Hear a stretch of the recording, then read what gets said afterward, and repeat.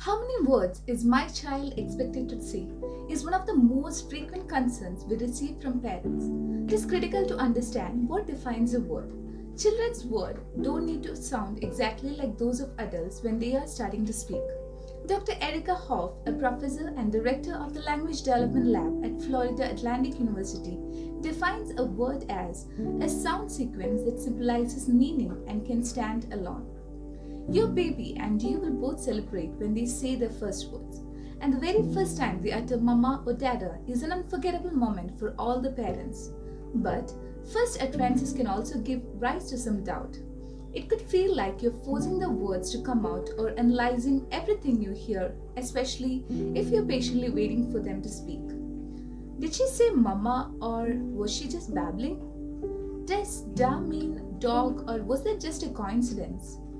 Does uh-oh actually count as a word or am I reaching? How about moo? So let us clear up what counts as a word for babies. Hey there, welcome back to my social media platform, TheHappySLP. For those of you who are meeting me for the first time, my name is Elsa Abraham and I'm an audiologist and a speech language pathologist from India. I create videos to raise public awareness about speech, language, hearing and swallowing issues. So in today's video, let us look into various word types kids use when they speak. First, let us see word approximations.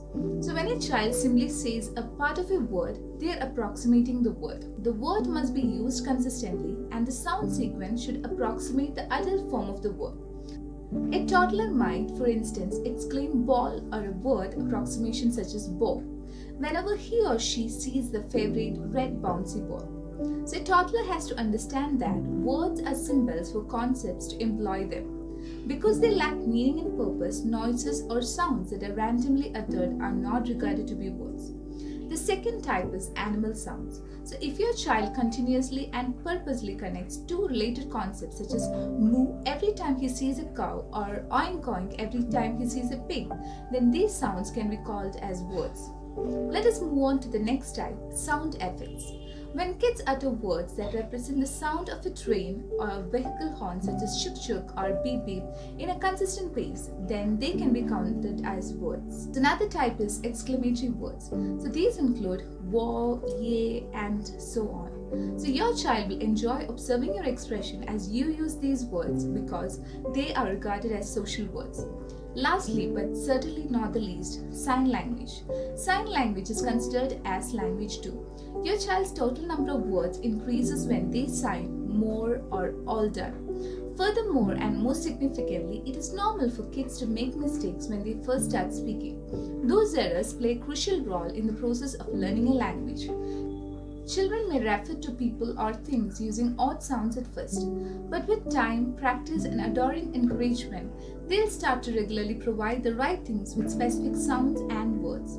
So keep in mind that if your child uses a word consistently, independently and intentionally to refer to someone or something, we will count it as a word. So the term does not count as a word if your infant or a toddler just uses it once. When calculating how many words your child has, it is critical to keep these word types in mind. The word approximation, animal sounds, sound effects, exclamatory words and sign language. And I'm sure many of you who had watched this video must have discovered that your child speaks more than you thought till now.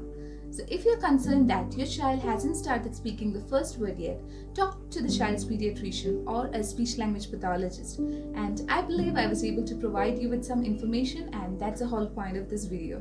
So in my next video, I'll be back with more tips to improve your child's speech and language skills. And if you think this video was helpful, leave a like and this will help my channel tremendously. And if you want to continue to learn more about the related content, feel free to check out the playlist or check out the videos up there. Furthermore, consider subscribing so that you will not miss future videos. You can always contact me, TheHappySLP, either via comments or through my social media accounts, Facebook or Instagram, regarding your concerns and queries regarding speech, language, hearing and swallowing issues. Links are given below in the description and I will try my best to help you. So until we meet again in another video, stay happy and much love. Hannah, TheHappySLP.